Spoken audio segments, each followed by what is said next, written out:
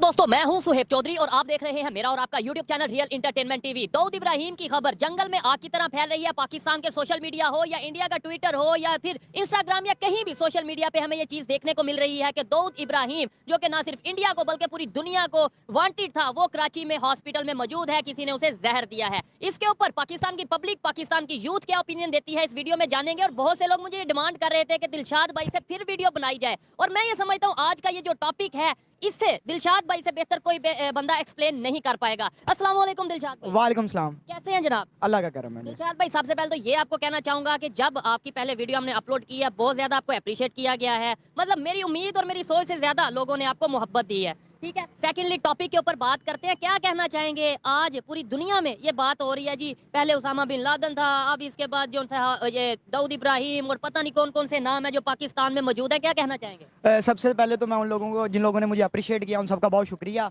और दूसरा टॉपिक की तरफ आते हैं, तो बात यह है कि अगर तो ये अभी तक कंफर्म न्यूज़ नहीं है, हमारी किसी भी इदारे ने इसको कंफर्म नहीं किया, तो सबसे पहले हमारे इदारों को चाहिए कि वो इसको कंफर्म करें या डिनाई करें या एक्सेप्ट करें।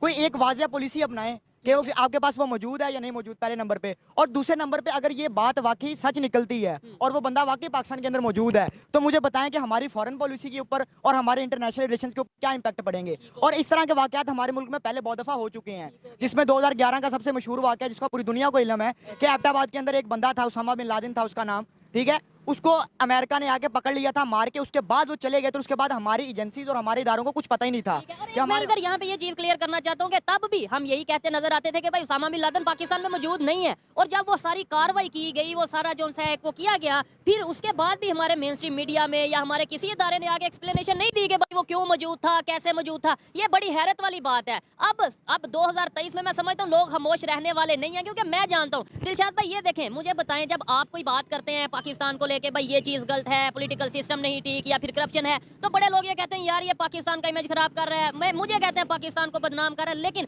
अब आज ये जो बदनामी हो रही है, इसका जिम्मेदार मैं और आप हैं। देखिए जी, ये तो 90s का दौर तो चल नहीं रहा कि जो आखिरी बात होगी वो आपकी चलेगी। अब ये सोशल मीडिया का दौर है, अगर आप मेन स्ट्रीम मीडिया पे कुछ चीज नहीं भी दिखाएंगे तो क्या आप समझ तक उनकी रीच नहीं होगी उस बात की, वो बात की रीच हो जाएगी। जैसे कि अब इसरो था लेटेस्ट, हमारे मेन स्ट्रीम मीडिया पे उसको कहीं भी नहीं दिखाया गया, लेकिन पूरी दुनिया में उसको दिखाया गया। सोशल मीडिया में हर इंसान ने देखा, चंद्रयान के हवाले से देखा, ठीक है, इसरो का जो प्रोजेक्ट था उसके बारे में लोगों ने देखा। अब इसमें भी मैं अपने इदारों से, या हमारा जो चीफ एग्जीक्यूटिव, जिसको मैं मानता नहीं हूँ, जो हमारा केयर टेकर प्राइम मिनिस्टर है, उसको चाहिए कि वो कम से कम आके एक स्टेटमेंट दे, आगे क्लियर करे। और दूसरा सबसे इंपॉर्टेंट बात ये है कि अगर ये वाकई खबर सच निकलती है, तो आप मुझे बताएं कि अगर आप फिर ग्रे लिस्ट के अंदर, अभी आप ग्रे लिस्ट में आए हैं, अगर वो आपको ब्लैक लिस्ट कर देते हैं, आपका क्या फ्यूचर होगा?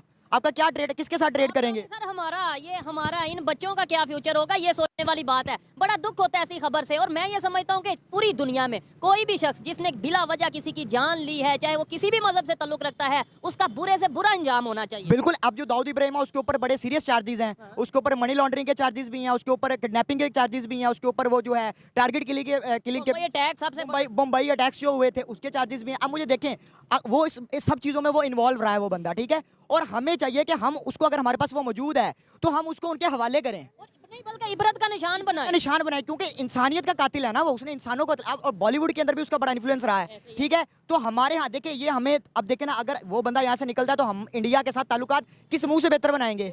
हम उनको क्या कहेंगे कि हमारे साथ ताल्लुकात बेहतर करो? वो कहेंगे कि जो हमारे जहाँ जो टारगेट किलिंग करता रहा बंदा, और उसका नाम तीसरी नंबर पे है मेरे ख्याल, जो दुनिया में तीसरे नंबर के ऊपर है, तो आप इसका क्या इमेज दे रहे हैं पाकिस्तान का, अगर वो बंदा यहाँ से निकलता है? नहीं, कोई बड़ी हैरत वाली बात हमारे अदारों या हमारे पॉलिटिशियंस के लिए शायद नहीं होगी, क्योंकि दुनिया का ये तीसरे नंबर पे मोस्ट वांटेड है। मोस्ट वांटेड पहले नंबर वाला भी यहाँ से पाया गया, तो वो फिर इतनी बड़ी। और मजे की बात बताऊं, बराक ओबामा की ये किताब थी, वो मैं पढ़ रहा था, उसमें उन्होंने, बराक ओबामा ने कहा, जब उन्होंने ये एबटाबाद वाला ऑपरेशन वगैरह कर लिया ना, तो वो कहता मैं हेजिटेट कर रहा था। उस टाइम पे हमारा प्रेसिडेंट आसिफ अली जरदारी थे, ठीक है। तो मैं कॉल करूंगा तो मैं क्या बात करूंगा कि हमने एक मुल्क में चले गए और जाके बताए बगैर ऑपरेशन किया और सब कुछ करके चले गए, तो नेशनल बाउंड्री की खिलाफ वर्जी की।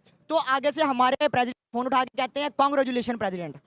आप मुझे खुद हिसाब लगाएं कि जो हमारे मुल्क का प्रेसिडेंट है, वो दूसरे प्रेसिडेंट को अपने मुल्क की सरहदों की खिलाफ वर्जी करने पे कांग्रेचुलेशन कह रहा है। तो हम हमारा कोई बात करते हैं तो बड़ा दुख होता है। हम जब कहते हैं कि नंबर 1 कैसे है, जरा हमें भी बताया जाए। जब नंबर 1 होने के बावजूद हमें पता ही नहीं चला कि पाकिस्तान में दुनिया का नंबर 1 जो सा वो ऑर्गेनाइजेशन का वो टेररिस्ट वो मौजूद रहा। फिर नंबर 3 भी खबरों के मुताबिक यहाँ पे मौजूद है, और भी बहुत से नाम है जो हम इस तरीके से, जाहिर बात है, जब इवन हाफिज सईद की बात करें तो वो भी पाकिस्तान में मौजूद है, अब पाकिस्तान इवन लाहौर में मौजूद है। या तो देखें अपनी क्लियर कट फॉरेन पॉलिसी, अपना क्लियर कट स्टांस रखें, ये बोलेंगे भाई नहीं जी हाफिज सईद को हम टेररिस्ट नहीं मानते, इंटरनेशनल लेवल पे आके बोलें और ओपनली उन्हें जो भी वो करता है उसे आजादी के साथ करने दें। इंटरनेशनल लेवल पे